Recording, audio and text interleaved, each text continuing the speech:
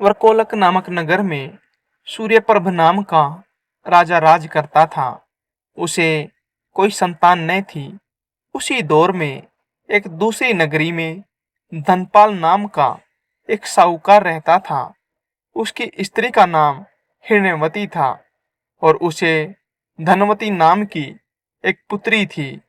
जब धनवती बड़ी हुई तो धनपाल मर गया और उसके नाते रिश्तेदारों ने उसका धन ले लिया। हिरण्यवती अपनी लड़की को लेकर रात के समय नगर छोड़कर चल दी। रास्ते में उसे एक चोर सूली पर लटकता हुआ मिला। वह मरा नहीं था। उसने हिरण्यवती को देखकर अपना परिचय दिया और कहा, मैं तुम्हें 1000 अशर्फियां दूंगा। तुम अपनी लड़की का ब्याह मेरे साथ कर दो। हिरण्यवती ने कहा, तुम तो मरने वाले हो। चोर बोला, मुझे कोई पुत्र नहीं है और निपुते की परलोक में सदगति नहीं होती। अगर मेरी आज्ञा से और किसी से भी इससे पुत्र पैदा हो जाएगा तो मुझे सदगति मिल जाएगी। हिरण्यवती ने लोभ के वश होकर उसकी बात मान ली और धनवती का ब्याह उसके साथ कर दिया। चोर बोला, इस बड़ के पेड़ के नीचे अशर्फियां गड़ी है, उन्हें ले लेना और मेरे प्राण निकलने पर मेरा क्रियाकर्म करके तुम अपनी बेटी के साथ अपने नगर में चली जाना। इतना कहकर चोर मर गया। हिरण्यवती ने जमीन खोदकर अशर्फियां निकाली, चोर का क्रियाक्रम किया और अपने नगर में लौट आई। उसी नगर में वसुदत्त नाम का एक गुरु था, जिसका मन स्वामी नाम का शिष्य था। वह शिष्य एक वेश्या से प्रेम करता था। वेश्या उससे 500 अशर्फियां मांगती थी। वह कहाँ से लाकर देता। संयोग से धनवती ने मन स्वामी को देखा और वह उसे चाहने लगी। उसने अपनी दासी को उसके पास भेजा।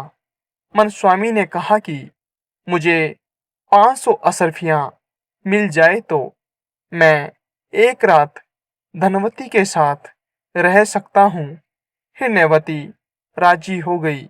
उसने मन स्वामी को 500 अशर्फियां दे दी। बाद में धनवती से एक पुत्र उत्पन्न हुआ। उसी रात शिवाजी ने सपने में उन्हें दर्शन देकर कहा, तुम इस बालक को 1000 अशर्फियों के साथ राजा के महल के दरवाजे पर रख आओ। माँ बेटी ने ऐसा ही किया। उधर शिवाजी ने राजा को सपने में दर्शन देकर कहा, तुम्हारे द्वार पर किसी ने धन के साथ लड़का रख दिया है, उसे ग्रहण करो। राजा ने अपने नौकरों को भेजकर बालक और अशर्फियों को मंगा लिया। बालक का नाम उसने चंद्रप्रभ रखा। जब वह लड़का बड़ा हुआ तो उसे गद्दी सौंपकर राजा काशी चला गया और कुछ दिन बाद मर गया। पिता के ऋण से पूर्ण होने के लिए चंद्रप्रभ तीर्थ करने निकला। जब वह घूमते हुए गया कूप पहुंचा और पिंडदान किया तो उसमें से 3 हाथ एक साथ निकले। चंद्रप्रभ ने चकित होकर ब्राह्मणों से पूछा कि किसको पिंड दूं। उन्होंने कहा, लोहे की कील वाला चोर का हाथ है, पवित्री वाला ब्राह्मण का और अंगूठी वाला राजा का। आप तय करो कि किसको देना है।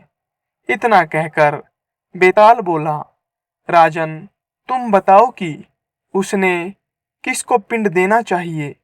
राजा ने कहा, चोर को, क्योंकि उसी का वह पुत्र था। मनस्वामी उसका पिता इसलिए नहीं हो सकता कि वह तो एक रात के लिए पैसे से खरीदा हुआ था। राजा भी उसका पिता नहीं हो सकता, क्योंकि उसे बालक को पालने के लिए धन मिल गया था। इसलिए चोर ही पिंड का अधिकारी है। इतना सुनकर बेताल फिर पेड़ पर जा लटका। राजा दोबारा उसे लेकर चला। तब उसने 20वीं कहानी सुनाना शुरू किया, जो आपको अगली वीडियो में सुनने को मिलेगी।